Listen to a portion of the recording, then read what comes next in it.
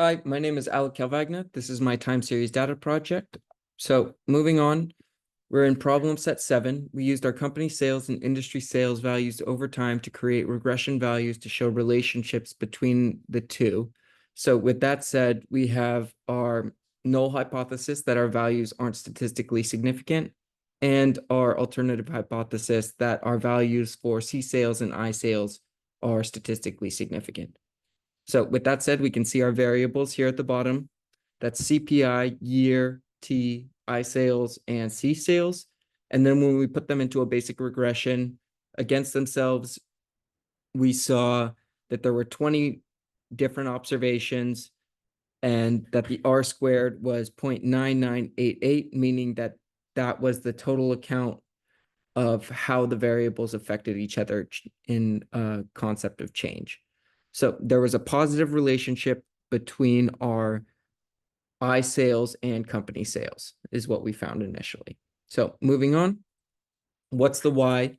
So our Y value is the I sales, our X value being C sales. With that said, we ran choreograms against them both to check for lags since this is time series data. We used a PAC, which is right here. You can see the PAC values. 1.0159 shows us that we do need a lag for that first. And we saw that again when running the choreogram for our C sales, whereas for the second data point or observation, there is a PAC score of 0.4364. So with that said, it's really important for us to realize that we only need one lag in this data set.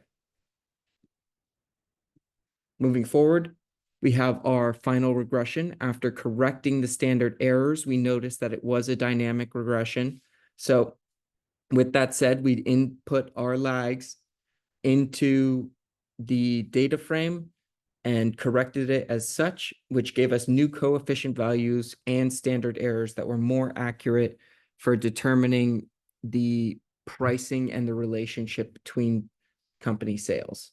So by pricing, what I mean there is that coefficient score of 0.1765676, which means as units increase in industry sales, there's that percent increase in our company sales. So the R squared is a bit lower here, but still relatively high, and our p-values show that it is statistically significant still. Moving on, we have our results and issues. A few issues in the static coding, but I was able to work my way through it, got some help, and was able to figure it out. So I was completely happy with how that went. On the other hand, our regression did show through the NUI West method that we were able to correct our standard errors to be more appropriate, which is awesome because for a smaller data set, NUI West is better. We verified one lag in our data using our choreograms and saw a positive coefficient value after rerunning the regression, which showed that we had appropriately corrected the data and that over time, there's a continuous increase in profitability as per the relationship of the coefficients of the variables. One thing we noticed that was really interesting was the negative start for company sales. That just shows the massive effect that industry sales has on company sales. So with that said, over time, our industry sales had increased our company sales, and the coefficient was rounded to 0.1766 after accounting for the lag, meaning that for every unit increase in I sales, there's a predicted percentage change increase of 0.1766 in our company sales. This is statistically significant, and our Dickey-Fuller showed us that our C sales was not stationary. We accepted the alternative, and that's why our data is statistically significant.